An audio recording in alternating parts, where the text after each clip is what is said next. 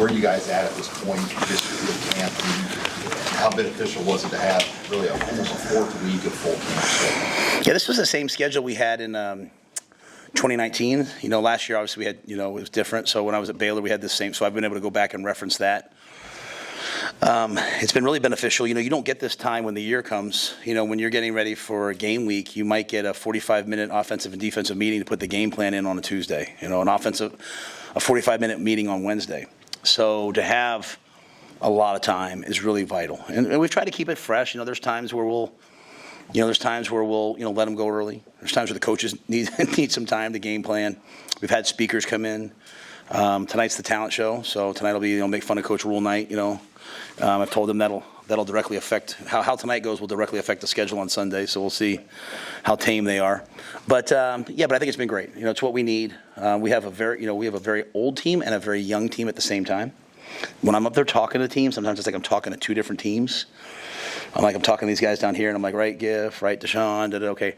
No, all right, guys, now listen in the back. So it's really two teams, and which is fun. So it's been a good time. Along those lines, is there anything in this setting you would say that you like in particular in terms of intangibles of this team? This team? I think this team has all the intangibles. At least certainly the veterans guys do. The veteran guys respect the process, and they respect the day-to-day work. So much to me of being a great football team is being in the moment and maximizing every day and every opportunity. The process is not the schedule. It's this mindset of, hey, we're going to dominate the things that we can attack, that we can control. And we have guys who work. Every day I get into it with Ed Foley because, Johnny Bullock or Tommy Hill's running down on scout kickoff, and he's like, Matt, I tell them not to, but they jump in and they run down, and so we have just such a tremendous work ethic with our veteran guys. Our younger guys, it's a work in progress, right? Which it should be, right? They're young, so but they certainly have all of the. They have all of the football character and football integrity they need to learn from is right in that room. Like I'll give you an example. It's hard to have a great team when you have entitlement. And when you have a lot of great players who've always gotten things, they sometimes they expect things, right? So you have a kid like Brian Buschini who's is going to be a 3-year starter here. Would that be correct? 3-year starter. He's I think an excellent punter. And you got Nayor in 18. You got Prince Will in 18. You got Buschini in 18. And so. Say to Nayor, hey, you're the last guy here. What number do you want? And Nayor's like, Coach. He tells Garrett, Coach, I'll wear 99 if you guys need me to. And I love these numbers, but I'll wear 99. I come out yesterday. He's in 18. Prince Will's in 18. I look over. Brian's in 13. Brian's like, whatever the team needs. So that might seem like a little thing, but it's not to me. And so I love that character, that integrity. Making it more than just about myself, our older guys, they don't have main character syndrome. They don't think everything's about them. So that should allow us to have a pretty selfless team out there. Hey, Coach, last weekend you kind of challenged your players and your coaches, saying they're on the cusp of being a really good team and challenging the coaches to watch film. How have you seen that response in the last week of camp? Yeah, and when I said that last week, I think that's right where you're supposed to be. I don't think we can say we're a really good team until we prove it. I do like the way we've worked this week. I thought this was this was a challenging week. Week 3 is the highest volume week. This was week 4, and so sometimes people can start to let up, but I didn't sense any let up this week. We'll see how the mock game goes tomorrow.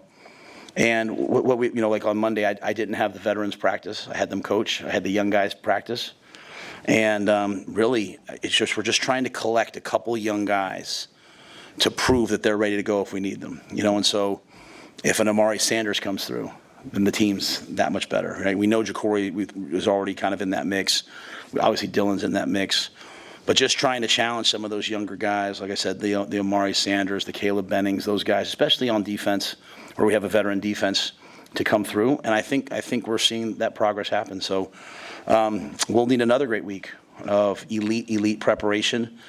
It's a challenge this week. Even as you watch UTEP's personnel, you might be watching an Eastern Kentucky player, then you're watching a UTEP player, then you're watching an Austin Peay player, you might be watching a player from Florida State, as you prepare personnel-wise. And then as you're watching football, you're watching Austin Peay film, you're trying to extrapolate it back to the players they have. So there's a lot of work to be done, and that's the maturity. But I walked up to MJ Sherman today and said, "What do you think?" And he knew everything. He said, "Hey, I know Wright's going from the left side at Austin Peay. He's going to play the right side there." He's studied it, and they have good players, and you need to study them and study what they're doing. So I think we're heading in that direction. When did Dylan Raiola convince you that he was ready to be the starter game one, and why did he win the job? I felt all along like Dylan could be the starter game one. The problem was I also felt like so could Heinrich. I also felt like so could Danny. And Danny had a really, really, really strong week and a really strong scrimmage too. Why did he win the job? Why did Dylan win the job? I think Dylan puts all the pieces in play, and that doesn't mean the other guys don't. But I think Dylan has elite arm strength. He understands all the run game checks. He understands the entire RPO game.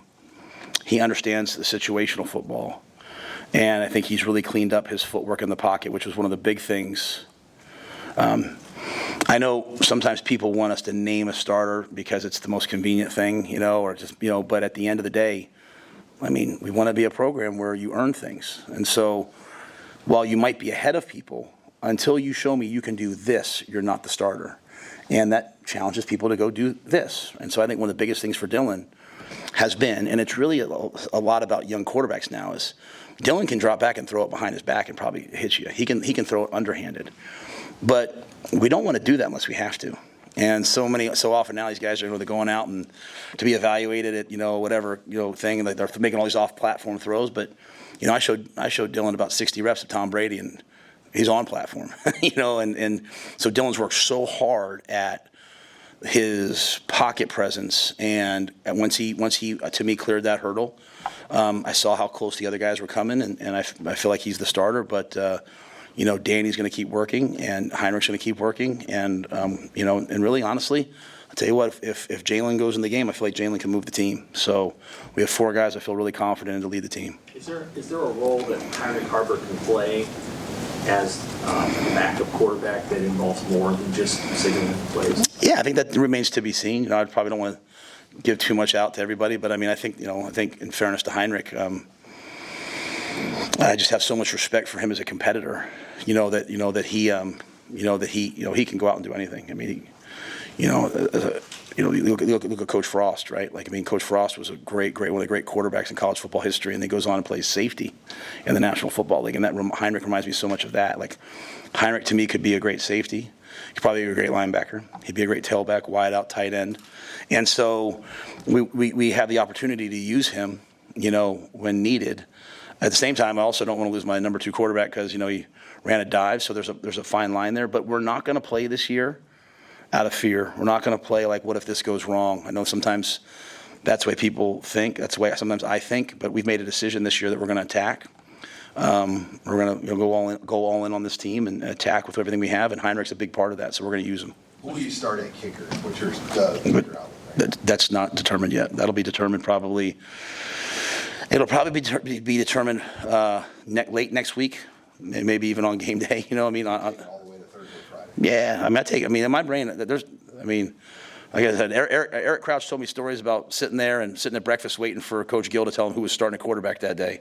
There's nothing wrong with that in my mind. You're giving everyone every opportunity to show what they can do, and they're doing a good job. I'd be way more. I'm concerned about the kicking. Make no mistake. I think I've been very transparent with that, because we have an injury to our starter and some unproven guys. But I'd be way more concerned if we weren't making kicks in practice, if that makes sense. So we are making kicks. Just who's the guy that's going to go out and kick?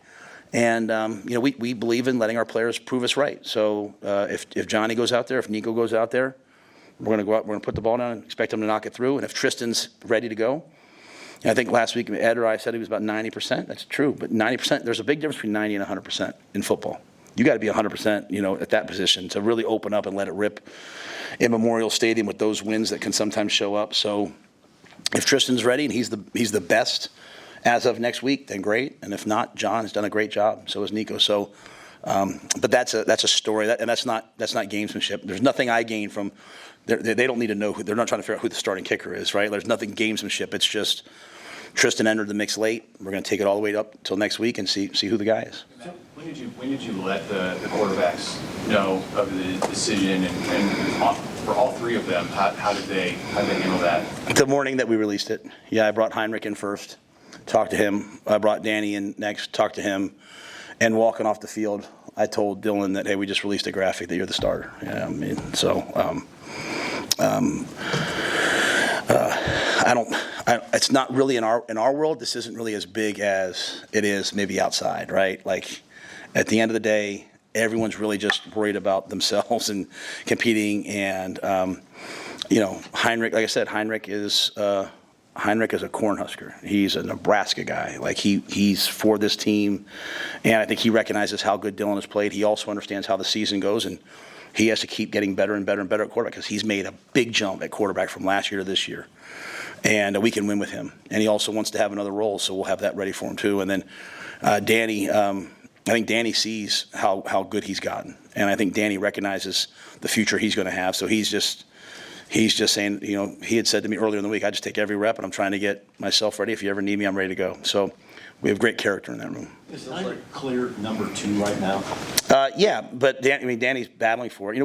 We wouldn't waste Danny's year in a mop-up situation. You know what I'm saying? Like, we wouldn't put Danny in at the end of the game. Danny gets 4 games. So if all of a sudden we have a couple injuries and he's the starting quarterback, we're going to go win with Danny Kaelin. That make no mistake about it. We're going to go win with Daniel. But we're not going to put him in to hand the ball off for no reason, right, and burn a game. So he's preparing. He brings a lot to the table in terms of throwing the ball. Obviously, Heinrich's a dual threat guy, so Daniel still gets reps with the twos out there. They kind of, they both get reps. But if we went in the game tomorrow, next Saturday, if something were to happen, Heinrich could go in the game. The freshman crew from Miami has all seemed to do pretty well. What's sort of stood out, I guess, the traits about those guys that put them in an opportunity to help you this year? Yeah, I love players from the state of Florida. And I love players from 305, because to me, like, they play football. The ones I've had and the ones that are here, they play football like they're out playing Pop Warner football. They just love it, right? Like, I literally have to yell at Ja'Cory every day and walk through to slow down. Like, he has like one speed and one speed only. A lot of other players I have to say, hey, pick it up, go faster. But there's one speed for Ja'Cory Barney. And I think you get the same thing from, a lot of the other guys too. So, they love to play. They love to compete. The guys we have, they're not entitled. They're very humble. They're grateful. And they just work. I mean, they work. Amari works. V9 works. He tries to get better and better and better. And so I think when you work like that, obviously they're freshmen. The first game will probably be, but like the game's not too big for them because, they've played, they've been playing in big games since they were this big, and if you know what youth football is like down in that area, it's elite. But they're just great competitors from great families, and we're blessed to have them all. Hey, Coach, you got fan day tomorrow. What's that day mean to you, and any weird things you've signed in the past? Oof.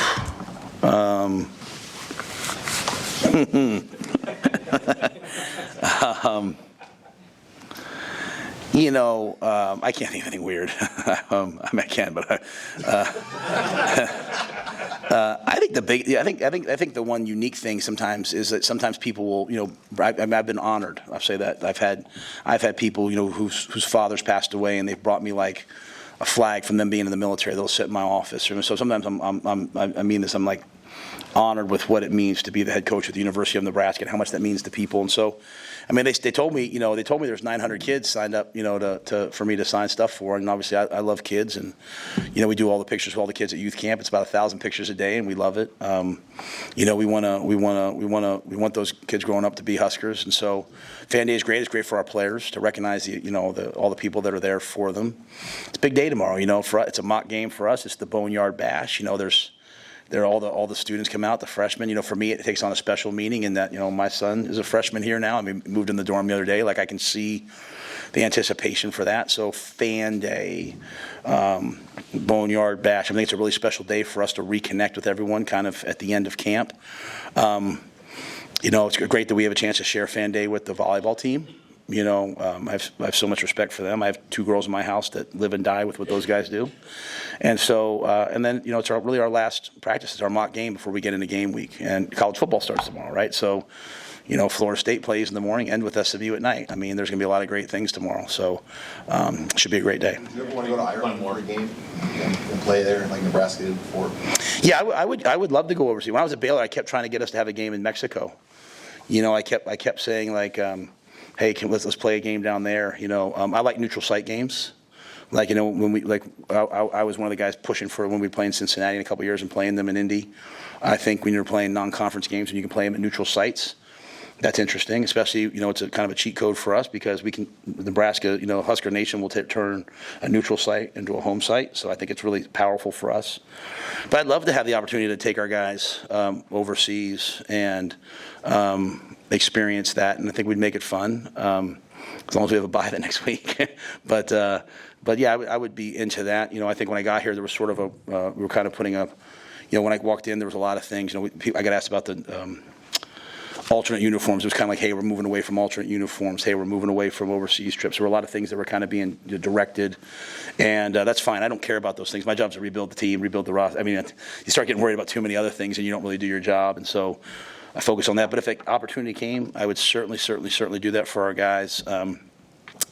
You know, Trev flew me and Julie out here to see Nebraska, and then we went home, and Julie and I were like, hey, no momentum. Let's go make a decision. And we went to Ireland just to get away, just her and I, and we got off the plane, and there was this 200-foot Husker helmet, and I was like, it's a sign from God. All right, let's go to Nebraska. So, but I do think that's, I think with a brand like ours, we when we go different places, right, like people, it attracts people to us. You know, if I go out anywhere in the country, I mean, outside the country even, people, I'm going to see someone that's going to say "Go Big Red" to me. So I would love it if we had that chance someday, but it's not in the cards anytime soon.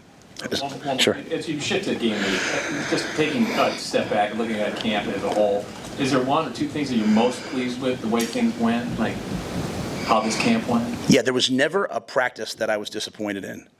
The young guy practice this week, I could maybe say that for some guys, but I watched the tape, there were other guys. But there was never a practice where I was like, man, we just don't get it. It's actually quite the opposite. We did 9-on-7 on Tuesday, and on Wednesday I came out and there was no 9-on-7 in it. And as I walked out, I looked at Donnie. He's like, "Did you watch the 9-on-7?" I was like, "Yeah." I said, "I haven't seen it. I haven't seen us play like that in a while." Now all that's just words if we don't play that way next Saturday. Let me say that, and I'm the first person that's like that.